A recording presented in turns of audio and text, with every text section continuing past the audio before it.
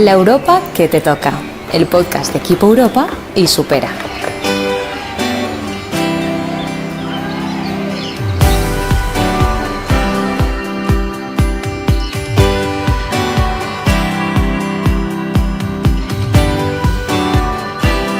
Bienvenidos y bienvenidas a un nuevo episodio del podcast La Europa que te toca, un podcast impulsado por Supera y Equipo Europa. En anteriores episodios conocisteis a mi compañero Rafa, pero hoy me cuelo por aquí porque contamos con dos invitadas muy especiales. Pero antes de presentároslas, vamos a poner en contexto las políticas de discapacidad que se están impartiendo desde la Unión Europea. Sí es cierto que la Unión Europea ha impulsado iniciativas como la Estrategia 2021-2030 relativa a esta temática, pero aún existen diferentes retos a los que nos enfrentamos en esta materia. Y por eso contamos con Olivia Lori, experta en comunicación y divulgación sobre discapacidad, ha trabajado en el Consejo de la Unión Europea y como Communications Officer en the European Youth Forum. Además, en 2024, no os lo perdáis, fue reconocida como una de las 5 voces más influyentes en redes sociales en asuntos europeos y por eso ahora mismo podemos decir que contamos con una EU Influencer. Además, la entrevista va a ser conducida por Paula Jiménez Belmonte, periodista de profesión, experta en asuntos europeos. Paula ha trabajado en la agencia EFE en Bruselas y en la oficina del Parlamento Europeo de Madrid y actualmente trabaja en comunicación en la Secretaría de Estado para la Unión Europea. Bienvenidas, chicas, espero que vaya muy bien este tercer episodio del podcast y yo me retiro y os dejo tranquilas, pero en un ratito volveré por aquí. Muchas gracias, Sara. Bueno, pues comunicación. Vamos a empezar primero por tu experiencia, porque más adelante trataremos estas dimensiones de comunicación y divulgación, pero primero quería preguntarte por tu experiencia en el Consejo de la Unión Europea. ¿Cómo fue ser trainee allí? Pues la verdad es que fue la primera experiencia que tuve y lo que me hizo entrar a todo este mundo de las instituciones europeas. De hecho, algo interesante es que yo fui seleccionada la tercera vez que apliqué mediante el cupo de los trainees con discapacidad, porque yo tengo discapacidad auditiva y llevo audífonos.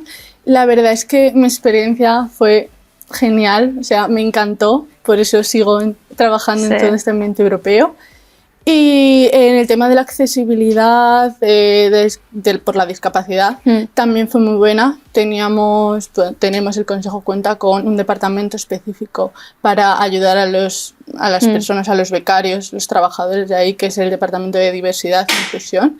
Me gustó mucho, tuve la oportunidad de conocer a presidentes, ver a ministros, ver cómo funcionaba todo, ver cómo funcionaba todo desde dentro. Qué guay. Y yo estaba en el departamento de comunicación, específicamente el que se encarga más de la comunicación externa, las visitas que vienen al consejo, un poco pues informar sobre qué es el consejo y esas cosas, aunque también colaboraba con las redes sociales, con protocolos, hacía de todo. Hacías de un poquito de todo, ¿eh? Ahí, sí. Y me quedo con lo que has dicho de que aplicaste, o sea, que lo conseguiste la tercera vez que aplicaste. O sea, sabes que a la tercera va la vencida. Sí, porque al final, aunque tengas discapacidad, no te van a coger solo por la discapacidad. Me refiero que esto es también una cosa que la gente se piensa, solo cogen por la discapacidad. No, no. O sea, las personas con discapacidad, como todo el mundo, tenemos nuestras aptitudes, nuestra experiencia, nuestro trabajo detrás.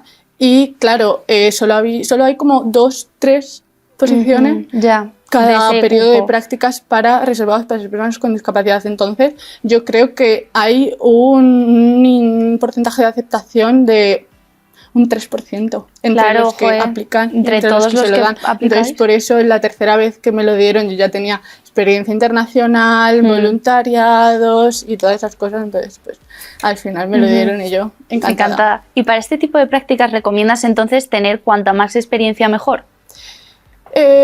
Sí. O sea, yo en mi opinión creo que más experiencia laboral, creo que cuentan mucho los voluntariados, los idiomas que tengas, también yo creo que tengas algo diferente a los demás, ¿no? Porque al final llegas ahí y tú te das cuenta de que mucha gente habla 3 idiomas, de que tiene mucha experiencia. Y entonces, pues si tienes algo que te diferencie, yo por ejemplo fui al departamento de comunicación y yo había colaborado en redes sociales con el equipo escocés durante los Juegos de la Commonwealth mientras estaba en Birmingham estudiando mi máster. Luego también había hecho cosas de redes sociales por mí misma, y como tengo un grado en Relaciones Internacionales y me interesaba mucho la Unión Europea, también pues participaba en muchos eventos y estas cosas. Que se te alinearon los astros, ¿eh? Sí, yo intentaba llamar la atención de alguna manera, ¿no? Sí. No, pero está muy bien también ese consejo, ¿no? De destacar de alguna manera y que se vea que tu perfil es un poco diferente y que digan, mira, me tienes que elegir a mí porque tal, no sé qué. Sí. Pues eso está fenomenal. Y ya hablando también de comunicación dentro de la Unión Europea, uno de los problemas que quizás se ve con la Unión Europea es que es difícil que la información o que la comunicación llegue fuera de Bruselas y fuera de esa euroburbuja. Tú has trabajado en comunicación en el Parlamento y bueno, lo que hemos comentado, que eres una EU influencer. Eso dice. Lo eres. Entonces, tú desde tu experiencia y lo que has vivido y trabajado, ¿qué grupos de edad o qué target crees que es más difícil llegar? Pues esto es todo un tema que yo creo que la gente que trabaja en las instituciones se quiebra la cabeza, se quiebra de cabeza, porque sí, si nos basamos en las cifras que hemos tenido de las últimas elecciones europeas de votación, se ve que es un problema, porque en casi todos los países la gente, menos del 50% de la población ha ido a votar, y los países que tienen un porcentaje de votación más alto son países como Bélgica, donde por ley estás obligado a ir a votar. No. Y hombre, pues creo que es un tanto bajito.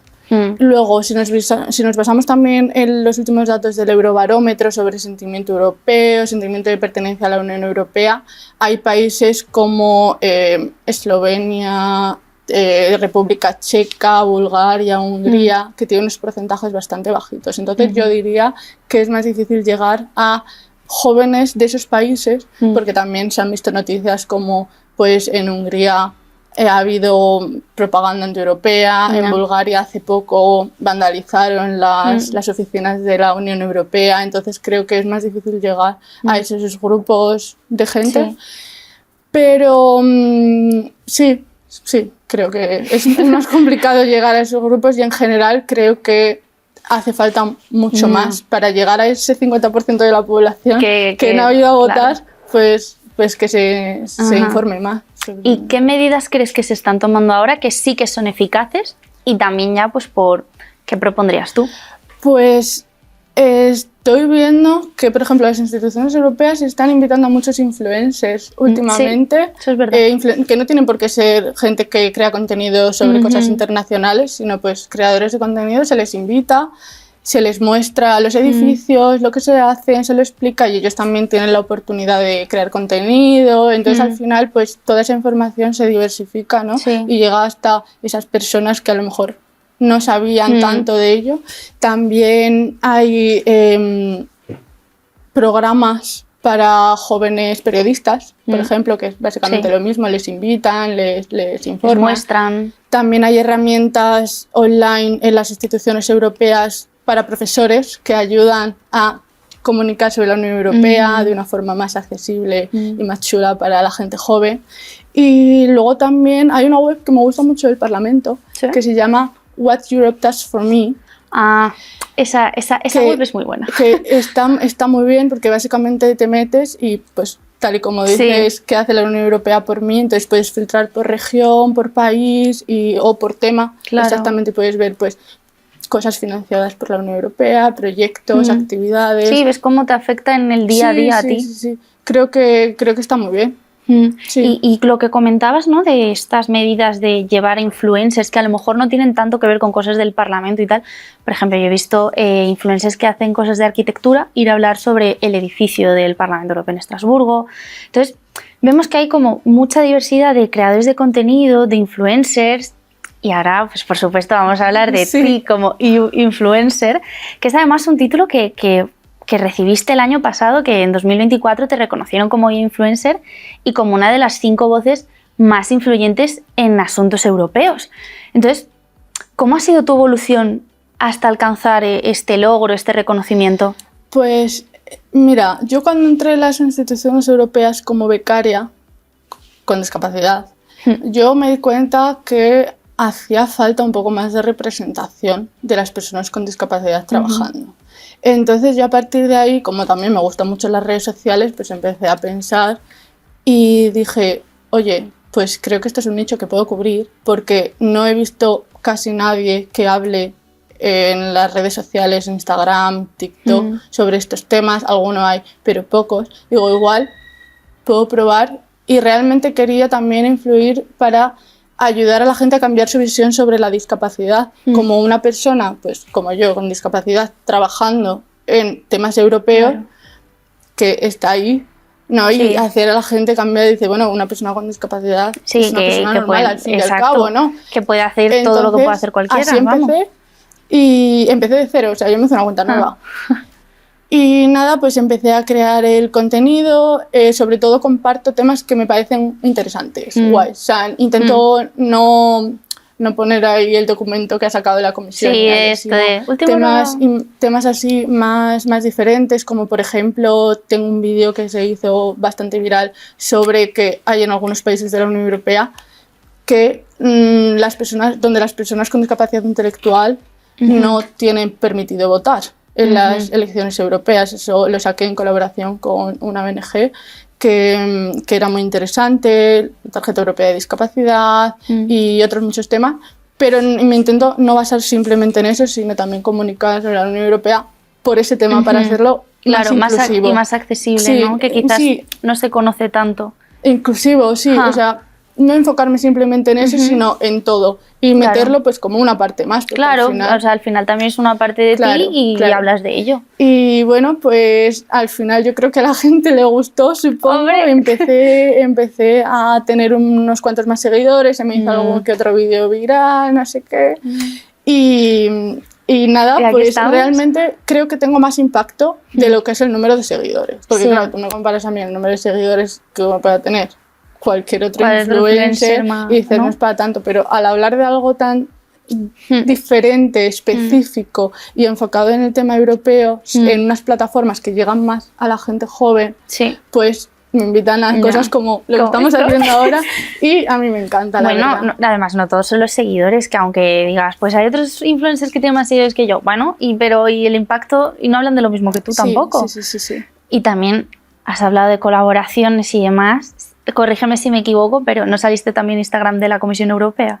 Sí, claro. Sí, de hecho, en la Tarjeta Europea de Discapacidad yo hice un vídeo explicativo así cortito para todos los públicos, y me contactaron y me dijeron, oye, nos gusta mucho, lo podemos resubir nosotros a nuestra cuenta principal con más de 800.000 seguidores, y yo dije, pues por supuesto, ¿no? Y luego otro, cuando de lo mismo de la Tarjeta Europea con Discapacidad, que finalmente cuando salió la ley de sí ha estado votado, todo bien.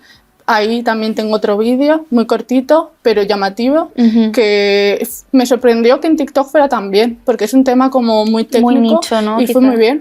Y el consejo me contactó diciendo que se lo podían subir con motivo del Día de las Personas con Discapacidad en diciembre. Muy bien. Entonces, ¿no te ha ido mal? Sí. Bueno, y de la Tarjeta Europea de Discapacidad vamos a hablar más adelante.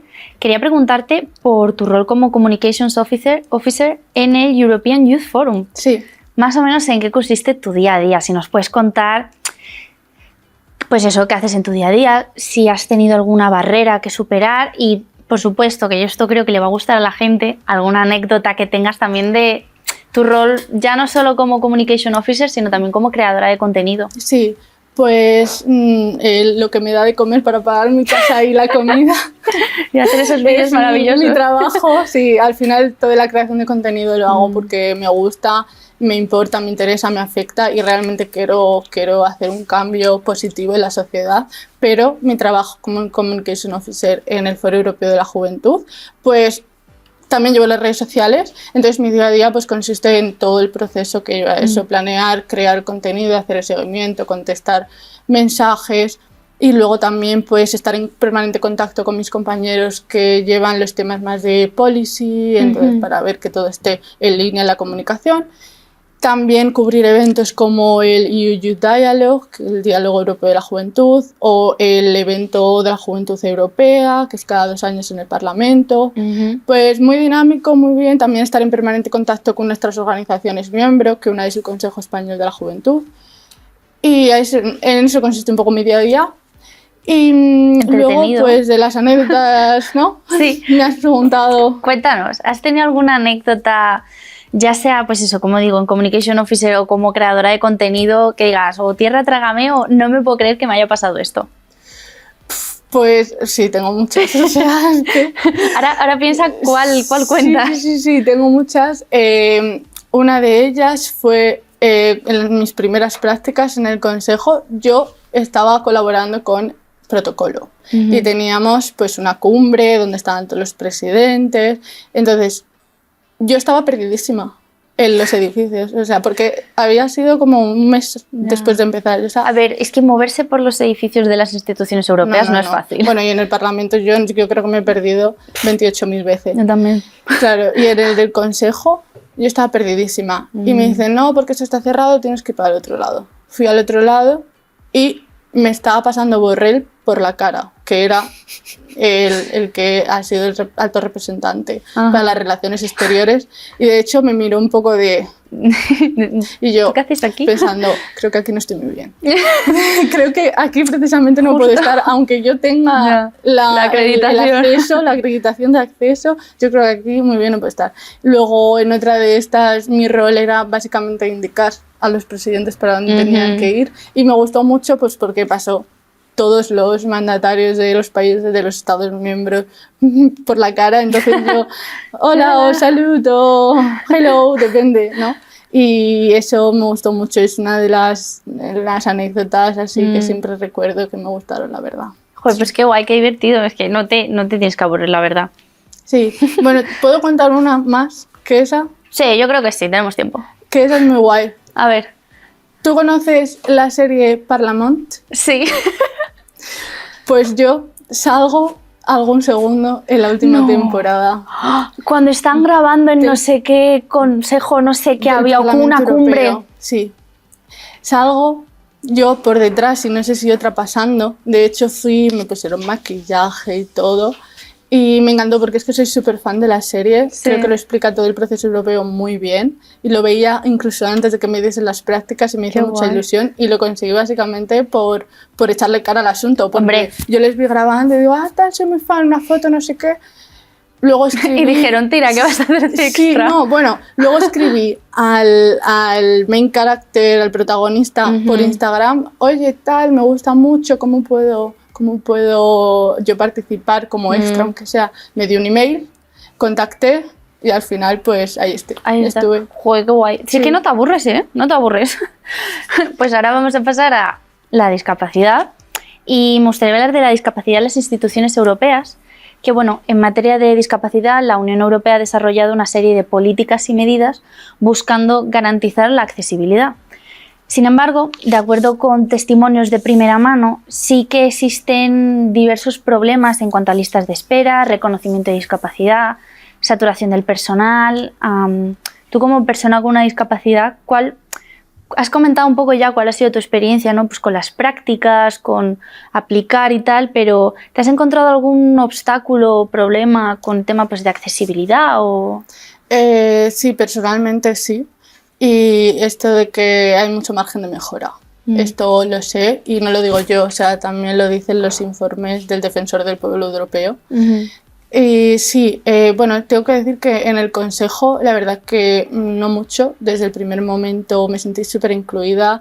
De hecho, mis compañeros ya de antemano sabían pues cómo tenían que comunicar conmigo, que yo necesitaba los subtítulos cuando hacíamos cosas online, que me tenían que hablar específicamente para que yo pudiese leer los labios. Pero sí que en el Parlamento también todo bien, pero me acuerdo de que si yo quería una adaptación más específica, como yo que sé, que necesitaba unos cascos más potentes, tenía que ir al servicio médico a reconocerme la discapacidad.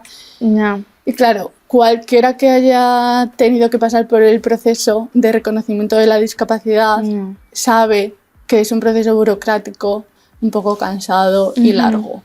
Entonces, pues eso era una cosa que a veces se cambia, ¿no? Porque tener que volver a pasar y decir que tener discapacidad, que otro médico lo vea, pues tal.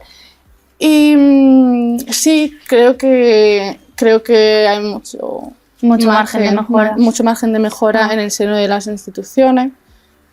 Y con lo que has comentado del reconocimiento de la discapacidad, ¿consideras que, bueno, que hemos visto en tus redes, en olivialori.eu, hemos visto que has contribuido, como hemos estado hablando, a la divulgación de qué es la tarjeta europea de discapacidad? ¿Crees que, por ejemplo, tener esta tarjeta facilita el camino a personas con discapacidad, ¿no? A esto que has comentado, que no tengan que pasar por ese proceso de reconocimiento de la discapacidad? ¿O? Esto es todo un tema, te voy a explicar. ¿Por qué? La tarjeta europea de discapacidad lo que busca es el reconocimiento en todos los países de la Unión Europea de la discapacidad, pero hay cosas que no incluye. Esto, la tarjeta es para periodos cortos, es decir, si viajas a otro lado. Por ejemplo, viajas a otro país y puedas tener los mismos derechos y facilidades, descuentos que una persona con discapacidad en ese país. Vale. Pero no se aplica, por ejemplo, para obtener beneficios de seguridad social o cosas así, porque el reconocimiento como tal de la discapacidad, que tu Estado diga si esta persona tiene discapacidad, es una competencia nacional. Te voy a poner un ejemplo muy fácil. Yo tengo discapacidad reconocida en España y me voy a visitar Italia. Y en el Coliseo tienen un descuento para personas con discapacidad. Entonces yo, teniendo la tarjeta europea de discapacidad, puedo acceder a ese descuento o a pues, acceso preferente o algo así. Vale. Pero yo ahora estoy viviendo en Bélgica y trabajando en Bélgica. Si yo quisiese optar a algún beneficio económico, alguna ayuda de la seguridad social, programa, me tendría que reconocer la discapacidad en Bélgica. Entiendo. Porque es una competencia nacional. Entonces, esta tarjeta yo no creo que facilite el camino como tal a representación de las personas con discapacidad en política, pero creo que es muy, muy importante para poner el tema encima de la mesa. Que Como se hable un primer de ello. paso, ¿no? Claro, que se hable de ello, que se hable de lo que hace falta por hacer, de la falta de accesibilidad, de lo que se está haciendo bien. Entonces creo que es importante para hablar de ello y que sea un tema importante. Así que sí.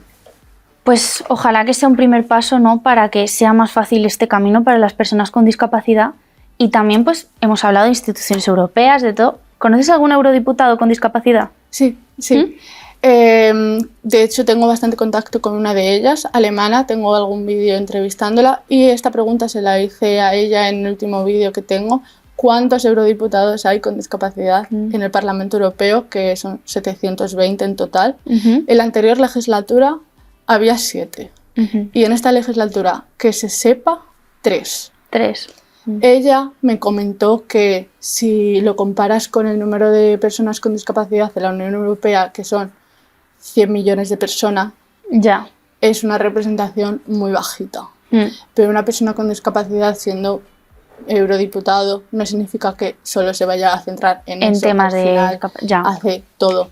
Sí que sí son 3 y conozco a una. Sí. Pues genial. Y te iba a preguntar un poco ya, pues finalizando este episodio del podcast, ¿qué impacto real crees que tiene en la vida diaria la estrategia sobre los derechos de las personas con discapacidad 2021-2030? Pues esta estrategia va en línea con la Convención de los Derechos de las Personas con Discapacidad de las Naciones Unidas y lo que busca es facilitar, fomentar la inclusión de las personas con discapacidad en todos los ámbitos de la vida, tanto en la participación política como en la accesibilidad, edificios, comunicación, información, educación, todo. Entonces, impacto real son los proyectos que salen de esa estrategia, la tarjeta europea de discapacidad, la tarjeta de estacionamiento para personas con discapacidad, muchas otras. También me gustaría mencionar, una de ellas es Accessible EU, que es un proyecto de hace 1 año y medio, algo así, que es un centro online ahora que a veces hacen eventos por diferentes países de la Unión Europea, que es para centralizar las buenas prácticas sobre accesibilidad en todos los ámbitos. Entonces, pues hay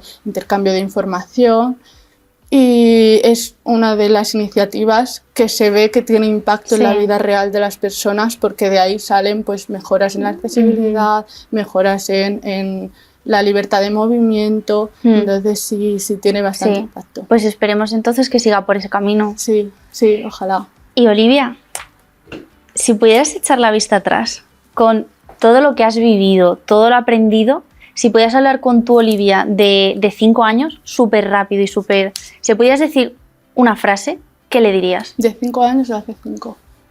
De hace 5 años. Vale. Hombre, si se lo quieres preguntar a tuyo de 5 años también, pero a lo mejor no te responde lo mismo. Igual está un poco perdida. La de hace 5 años estaría flipando en colores. ¿Sí? O sea, estaría flipando porque es que justo hace 5 años yo estaba acabando el grado en Relaciones Internacionales y estaba estresadísima, perdida, yo no sabía qué hacer con mi futuro.